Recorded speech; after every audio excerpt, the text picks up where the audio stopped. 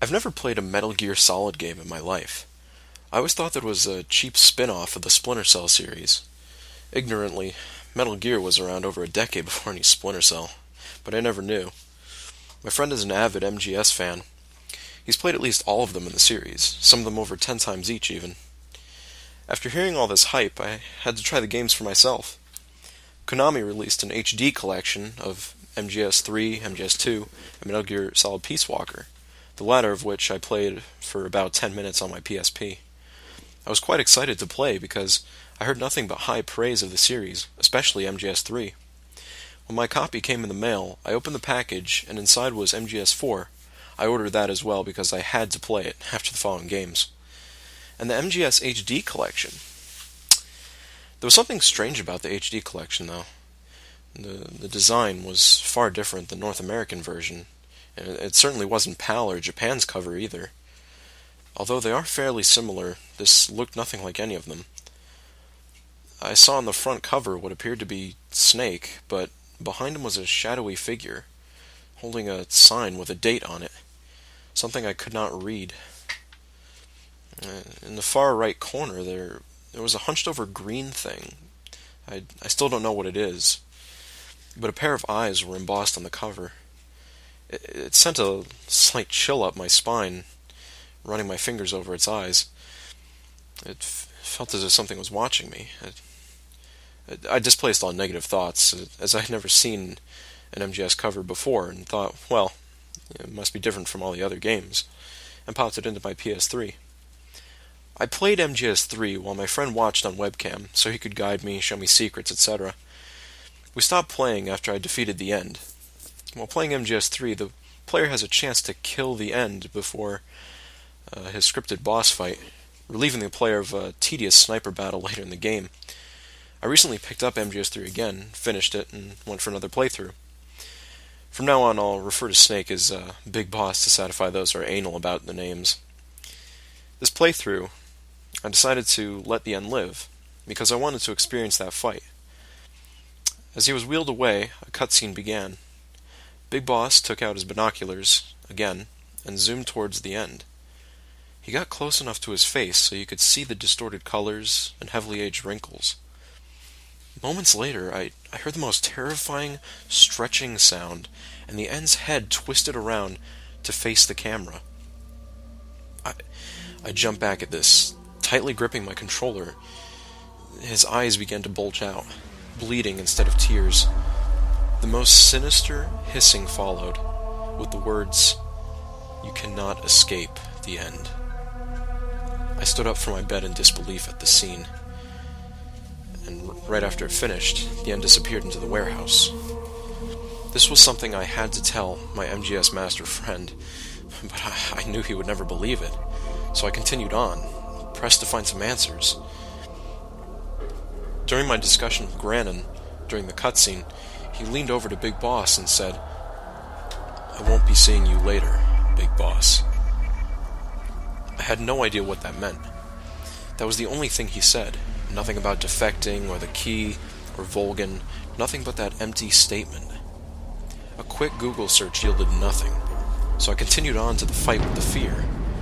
He always seemed like kind of a creepy character to me, but this time something was certainly different. As I approached the woods, a thick darkness enveloped the area, and soon I could see nothing. I heard Big Boss say, I can't move at all." Puzzled, I quickly eyed through my inventory, looking for something that could assist, but food didn't work. I tried the fake death pill and revival, but nothing. I saw that I had night vision goggles, something I never used in previous playthroughs, but amazingly the battery was almost gone. I equipped them to my L2 slot and exited to the game. When I resumed, I heard an ear-piercing scream, followed by the sound of a body dropping. I quickly equipped the night vision goggles, and the moment the screen turned a dark green, a huge, ghastly figure screamed out to me, as if I were hit by one of the Sorrow's blasts. I threw the controller in shock and stared blankly at the TV. Not a single word could leave my mouth, as if it had been sealed shut. I I sat motionless, staring at the face as it slowly faded to nothing. Big Boss's health was almost gone and my stamina was non-existent. What the hell was going on? I finally sat up to get the controller, and I swear to this day, I heard someone whisper in my ear, "Never look away." I reeled back in horror at these words, as I could literally feel the tainted breath on my ear.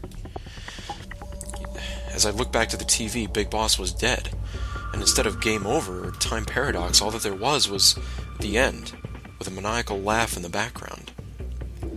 How cliché, I thought to myself. When I pressed continue, another loud screech threw me off my ass and onto the floor. Again, I heard those awful words, "Never look away," and I heard Big Boss scream out and die again. I braced myself for the scream when I pressed continue, but nothing happened. I sat there for 5 minutes, waiting and waiting for the game to reset me back to the dark forest. My PS3 froze, so I leaned over my bed to turn it off and on again, and as I reached out, a white hand grabbed my wrist and cried out, "The end." I sat up from my bed, looked around and realized I'd waited at the menu for so long that I fell asleep. I flew to the PS3, reset it, and ended up back in the woods again. But then, darkness once again enveloped the screen. I didn't even consider using equipment, so I stuck to the basic cigar for light. From the small area that it illuminated, I could see many traps and trees, more so than my playthrough from before, but with no cutscene. Puzzled, I walked around, hoping to trigger something, until Big Boss was grabbed by a trap and whipped upside down. I pressed triangle many times, but he never tried to cut himself free. The controller began to vibrate, and a low, deep breathing could be heard. The breaths were like heartbeats, slowly rising in speed until they sounded like it was in my face. Then it stopped. The camera moved to first person, and my confusion and tension rose. Upside down, I saw what appeared to be the fear, but I couldn't tell from the darkness. He was on all fours, crawling around, but his head was ripped all the way behind to his back. He struggled to move, his limbs as if they were made of jello. I watched in horror as he began to climb the tree I was stuck on. He grabbed my head and pulled my face in closely. The only words I could make out were, "My life is in torment." Speechless, I slammed every button, trying everything to free myself from this hell. There is no escape from the end. What? I'm fighting the fear. What the hell does the end have to do with anything? The fear scurried away like a spider, and I fell with a thud. Darkness, absolute darkness, was the forest now. I heard him jumping from tree to tree, but he didn't have his crossbow. Instead, he threw mutilated limbs at me, organs, as if I got stuck in a trap. Then buckets of blood. Ironically, none of this was damaging Big Boss, just making him throw up. I didn't know what to do. I shot everywhere, but his health bar never dropped an inch. 10 minutes later, the blood-curdling scream came back, and the fear's health bar disappeared. No explosion, no cutscene, it all ended. I still couldn't see shit, so I walked endlessly, getting caught in traps, bit by snakes, until I finally made it back to the warehouse. My eyes were covered in tears from the light, since the area was completely normal compared to the woods. Just for shits and gigs, I went back to the track in the woods, trying to test my luck and my sanity. As the screen became smaller, like it always does before you enter a new area, the white face was back. The game froze. Fuck! I screamed. The blank face staring into my soul, eating away at my very existence. I turned off the PS3, resetting again, and the game starts with the end lying in grass. As the camera panned to his face, his eyes bulged out, soaked in blood, almost as if coming through the TV. My friend had explained to me that this fight was ridiculous. He tried forever trying to find the end, always escaping my friend's reach. For him, the end ultimately died of old age, and the fight was over, since he took a long time to return to the game. Right about now, I had enough of this bullshit, so I saved, set the PS3 50 years ahead, and started up. At the main menu, Big Boss was missing. No more was he CQCing a Russian soldier, but it was just a lone tombstone. Chills ran out my spine, a nameless tomb lightly covered in blood. I hit continue, and when I gained control of Big Boss, I could hardly move. His stamina was nearly gone, and his health was just about out. I panned the camera around, and he looked over 100. What the fuck? Apparently setting the time ahead destroyed Big Boss as well. I thought to myself, well, this is slightly comical. At least the end is definitely dead. But I was wrong. The heavy breathing started, the controller lightly vibrating. I have come for you at last. I froze.